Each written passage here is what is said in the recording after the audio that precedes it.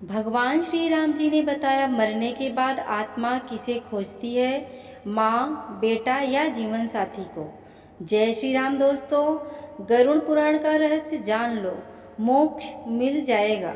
दोस्तों, एक बार भगवान श्री राम जी और माता सीता जी अपने 14 वर्ष के वनवास के दौरान चित्रकूट में अपनी कुटिया में आराम कर रहे थे। उसी समय मरने के बाद आत्मा किसे खोजती है, इस विषय में दोनों के बीच एक गूढ़ संवाद हुआ। बातचीत करते करते माता सीता जी भगवान श्री राम जी से कहती हैं, हे प्रभु, मरने के बाद आत्मा किसे खोजती है, अपनी माँ को, बेटे को या फिर अपने जीवन साथी को। तब भगवान श्री राम जी कहते हैं, हे देवी सीते, आपने यह प्रश्न पूछकर समस्त मनुष्य जाति का कल्याण कर दिया है।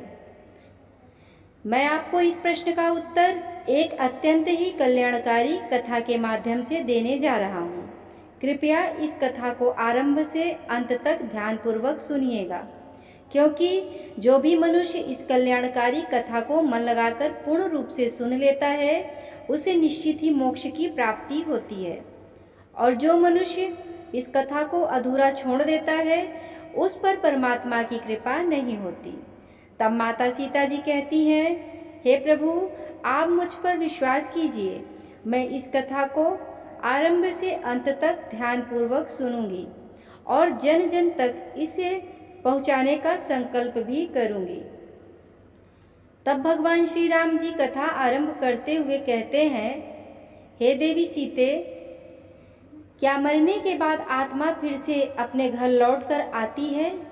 यह प्रश्न जितना सरल प्रतीत होता है, इसका उत्तर उतना ही रहस्यमय और गहराई से भरा हुआ है।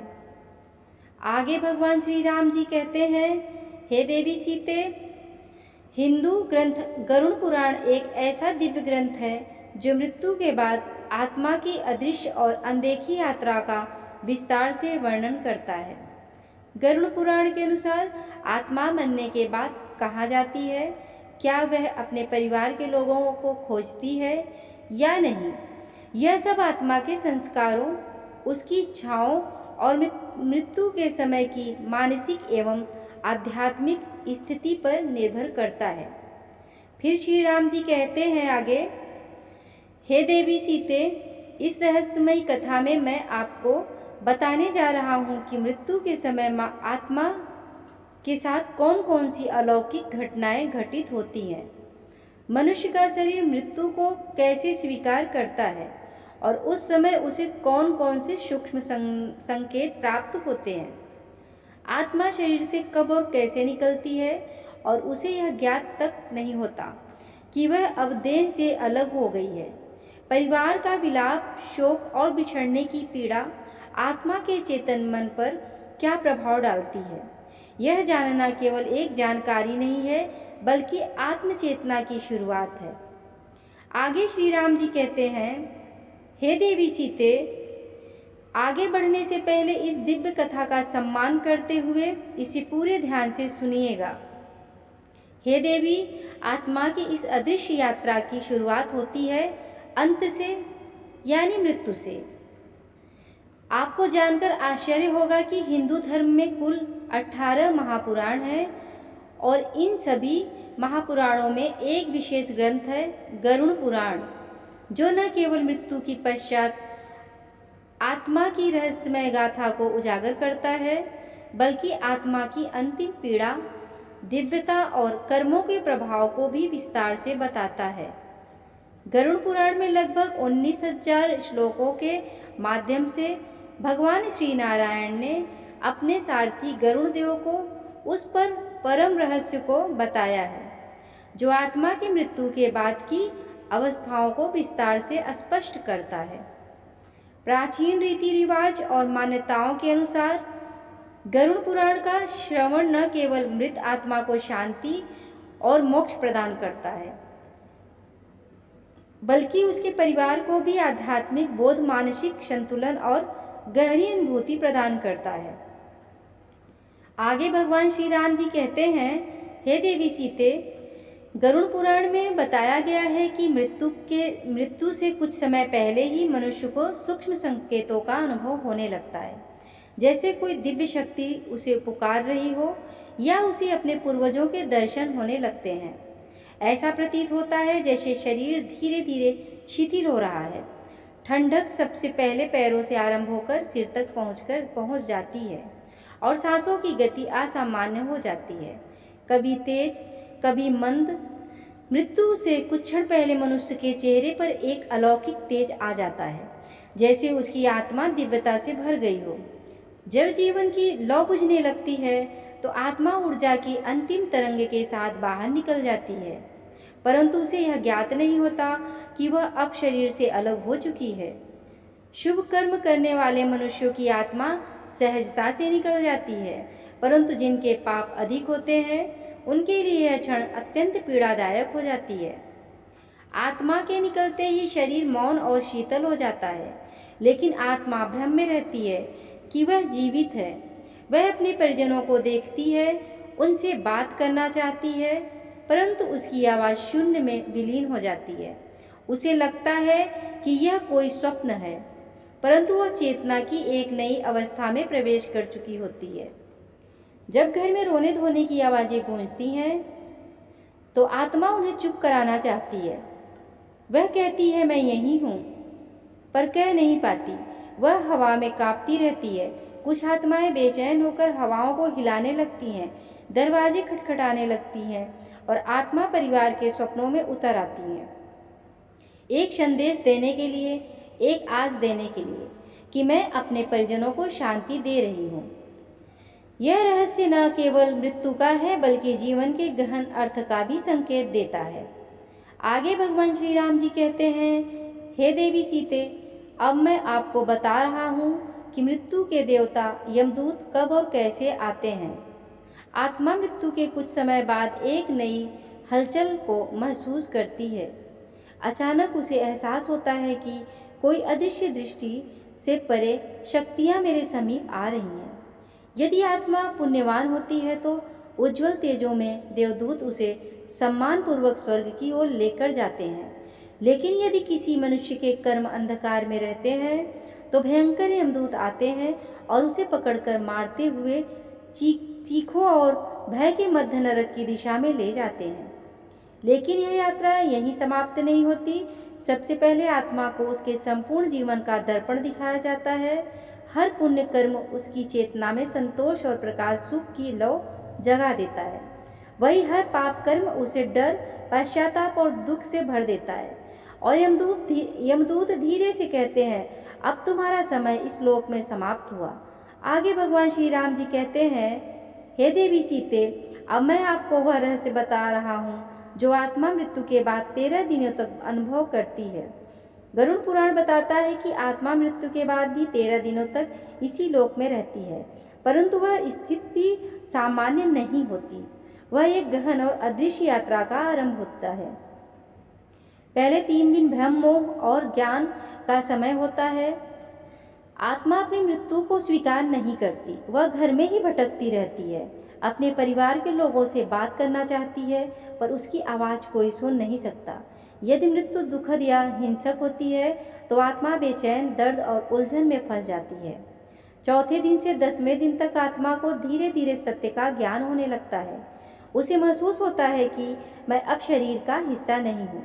यदि परिवार द्वारा धार्मिक विधि विधान अनुसार क्रियाएं की गई होती हैं तो आत्मा को थोड़ी राहत मिलती है, लेकिन जिनकी इच्छाएं अधूरी रह जाती हैं उनकी आत्मा अशांत, दुखी और अस्थिर रहती है।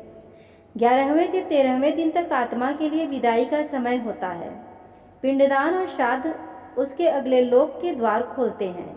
जिसने अपने जीवन में धर्म और पुण्य कमाया है उसे देवदूत स्वर्ग की ओर लेकर जाते हैं, जबकि जिसने पापों का बोझ संचित किया होता है उसे यमदूत नरक की ओर लेकर जाते हैं। आगे भगवान श्री राम जी कहते हैं, हे देवी सीते, अब मैं आपको बता रहा हूँ कि आत्मा कैसे देती है संकेत। जब कोई आत्मा मोह में बंधी होती है तो वह रहस्यमय इशारे छोड़ती है, जैसे स्वप्नों में आना, घर में अदृश्य सुगंध फैलाना, बिजली का अपने आप जलना बुझना, अचानक ठंडी हवा का बहना। यह सब आत्मा की मौन पुकारें होती हैं।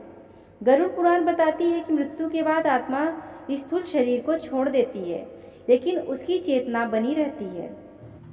वह सबको देख सकती है, सुन सकती है, लेकिन बोल नहीं सकती, क्योंकि अब उसके पास ध्वनि उत्पन्न करने वाले शारीरिक उपकरण नहीं होते। जब भावना गहरी होती है तो आत्मा बिना बोले भी संवाद कर लेती है, कभी स्वप्नों में, कभी दिव्य सुगंध के रूप में, कभी उपकरण अपने आप बंद चालू होकर। यह सब आत्मा के मौन संकेत होते हैं। मोक्ष प्राप्ति का मतलब होता है आत्मा परमात्मा में विलीन हो जाती है और फिर वापस नहीं लौटती।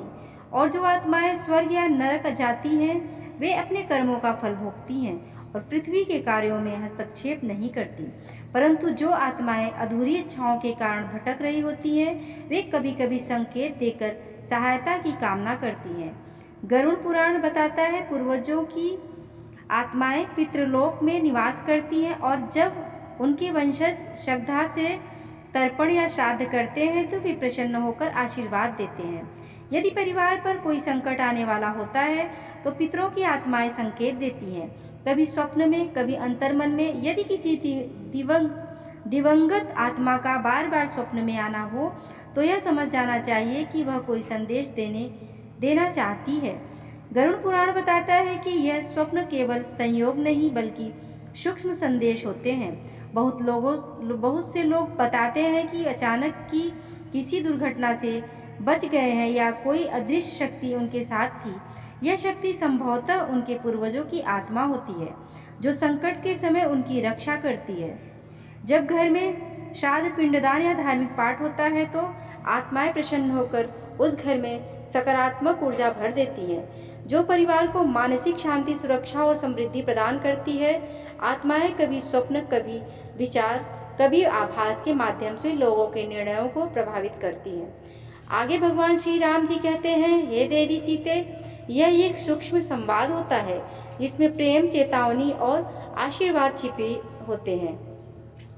आत्माओं को प्रसन्न करने के लिए लोगों को प्रत्येक वर्ष श्रद्धा और श्राद्ध और पिंडदान करना चाहिए। गरुड़ पुराण, पितृ स्तोत्र और महामृत्युंजय मंत्र का पाठ करना चाहिए। जरूरतमंदों को भोजन कराएं और दान देना चाहिए। इससे पितृ आत्माएं प्रसन्न होती हैं और प्रियजनों की रक्षा करती हैं। परंतु जो आत्माएं अधूरी इच्छाओं में बंधी होती हैं, वे कभी कभी खतरनाक भी बन जाती हैं। इसीलिए उन्हें शांति देने के लिए विशेष पूजा पाठ, दान और मंत्र जाप आवश्यक होता है। आगे भगवान श्री राम जी कहते हैं, हे देवी सीते, क्या कभी आपको लगा है कि जब जीवन में सब कुछ डगमगा रहा होता है तो कोई अदृश्य शक्ति आपका मार्गदर्शन कर रही होती है? वह शक्ति कोई और नहीं बल्कि कभी आपके पूर्वजों की आत्मा, कभी परमात्मा का संकेत और कभी आपके पुण्य कर्मों की छाया होती है। आगे भगवान श्री राम जी कहते हैं, हे देवी सीते, अब मैं आपको बता रहा हूँ कि मृत्यु के बाद आत्मा किसे खोजती है? अपनी माँ को, अपने बच्चे को, अपने पति को या अपनी पत्नी को? यह सवाल जितना भावनात्मक है उतना ही गूढ़ भी है। इसका उत्तर गरुड़ पुराण, ब्रह्मवैवर्त पुराण और आत्म जागरण से जुड़ी संतवाणी में विस्तार से मिलता है। एक आत्मा सबसे पहले उस बंधन को खोजती है जिससे उसका मोह सबसे गहरा होता है। यदि माँ के प्रति अत्यंत मोह था तो आत्मा माँ को खोजती रहती है। यदि संतान के प्रति लगाव अधूरा रह गया था तो आत्मा बच्चे के आसपास भटकती है। यदि पति या पत्नी के साथ प्रेम अधूरा रह गया तो आत्मा जीवन साथी को खोजती रहती है। इस प्रकार आत्मा भावना की तरंगों से खींचती है, रिश्ते की परिभाषा से नहीं। मृत्यु के बाद आत्मा का कोई नाम नहीं होता, वह केवल भावनाओं और संस्कारों की ऊर्जा होती है। वह उसी परिवार को खोजती है जिसमें उसका मोह, संकल्प या अधूरी बात शेष रहती है। भगवान श्री राम जी कहते हैं, हे देवी सीते, अब मैं आपको एक उदाहरण से समझाता हूँ। एक माँ जो अपने बच्चे को छोड़कर गई थी, वह आत्मा बार बार स्वप्न में आती है। एक पत्नी जो पति की सेवा करना चाहती थी पर असमय मृत्यु हो गई। वह आत्मा पति की पीड़ा को महसूस करती है।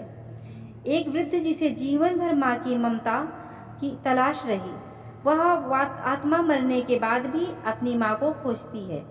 इस प्रकार आत्मा माँ, बेटा, पति या पत्नी जिसमें सबसे अधिक प्रेम, पीड़ा या अधूरी भावना जुड़ी हुई होती है उसे खोजती है। भावनाएं जहाँ गहरी होती हैं, आत्मा वहीं खिंचती है।